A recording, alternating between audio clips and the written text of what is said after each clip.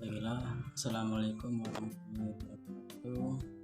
Di sini saya akan menjelaskan tentang jual beli anjing dan jual beli kotoran hewan. Jual beli pada dasarnya dibolehkan oleh syarat asal memenuhi syarat yang telah ditetapkan. Salah satu syarat yang harus dipenuhi dalam jual beli adalah menyangkut benda atau makhluk yang dijadikan objek jual beli.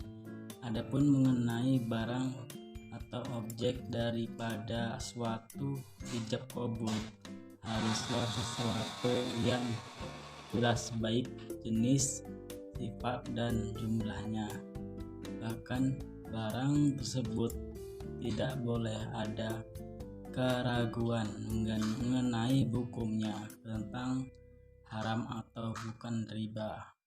Pendapat jumhur ulama terkait syarat-syarat barang yang diperjualbelikan adalah: 1. Suci, tidak sah penjualan benda-benda bernajis. 2. Memberi manfaat, dilarang jual beli benda-benda yang tidak boleh diambil manfaatnya menurut syara, seperti menjual babi, kala, cecak, dan lainnya. Yang ketiga, jangan ditaklidkan, yaitu dikaitkan atau digantung kepada hal-hal yang lain, seperti jika ayahku pergi, saya jual mobil ini padamu. Yang keempat, tidak dibatasi waktunya, seperti perkataan saya jual mobil ini kepada bapak selama 1 bulan, maka penjualan tersebut tidak sah, sebab jual beli merupakan salah satu sebab kepemilikan secara penuh yang tidak dibatasi apapun. Yang kelima, milik sendiri. Yang keenam, diketahui banyak, berat, takarannya, atau ukuran-ukuran yang lain. Yang ketujuh, barang yang dijual boleh diserahkan saat akad berlangsung atau pada saat tertentu. Adapun menurut Imam Hanafi berpendapat bahwa jual beli anjing diperbolehkan, tetapi dengan beberapa syarat. Menurut Imam Malik, dalam kitab Al-Muwatta disebutkan bahwa hukum sam'an atau hukum dari jual beli anjing adalah makruh, baik anjing yang bermanfaat maupun tidak.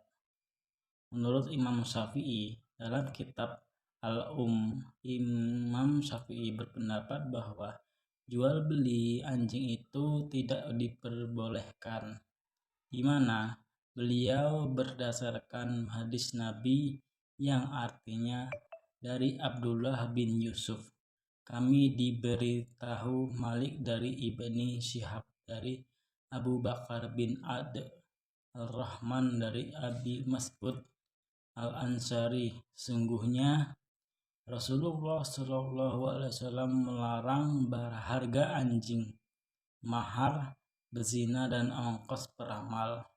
Hadis riwayat Al-Bukhari. Dari hadis tersebut, Imam Syafi'i berpendapat bahwa jual beli anjing itu adalah haram hukumnya adalah, dan beliau beralasan bahwa haramnya anjing itu karena anjing itu najis. Menurut Imam Hambali, jual beli anjing tidak diperbolehkan secara mutlak. Adapun hadis yang menguatkan pendapat tersebut, yakni yang artinya bahwasanya Rasulullah SAW melarang hasil penjualan anjing, jual beli kotoran hewan,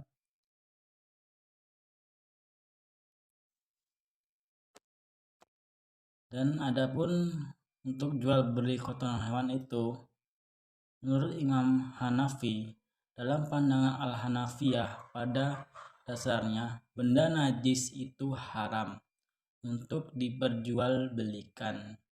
Namun, bila bisa diambil manfaatnya, hukumnya boleh. Menjual kotoran hewan diperbolehkan karena bisa dimanfaatkan, semisal untuk menyuburkan tanaman. Kotoran hewan dianggap sesuatu yang bernilai mahal, meskipun pada dasarnya hukumnya asal kotoran hewan adalah najis. Dan menurut Imam Syafi'i, secara umum tetap mengharamkan jual beli kotoran hewan, walaupun sudah dicampur tanah maupun pupuk. Dan menurut Imam Syafi'i berpendapat bahwa benda yang diperjualbelikan harus suci, sehingga dalam jual beli kotoran hewan tidak diperbolehkan, karena di dalam kotoran hewan terdapat unsur-unsur najis, baik itu hewan yang boleh dimakan maupun kotoran hewan yang haram untuk dimakan. Menurut Imam Malik dan Imam Hambali, Imam Malik dan Hambali sepakat mengatakan kotoran hewan yang dagingnya boleh dimakan adalah suci, sekalipun hewan tersebut makan makanan najis, selama itu tidak lebih banyak dari makanan pokoknya. Adapun jika mayoritas makanannya adalah barang najis, maka kotorannya adalah najis dan dagingnya juga najis. Namun binatang tersebut dikarantina untuk tidak memakan makanan yang najis selama 3 hari dan selalu makan makanan yang suci. Maka kotorannya suci kembali setelah 3 hari. Mungkin itulah yang dapat saya jelaskan tentang atau mengenai jual beli anjing dan jual beli kotoran hewan menurut 4 mazhab tersebut. Mungkin itulah yang dapat saya sampaikan. Saya mohon maaf jika ada kesalahan, dan saya mohon ampun kepada Allah. Saya akhiri. Wassalamualaikum warahmatullahi wabarakatuh.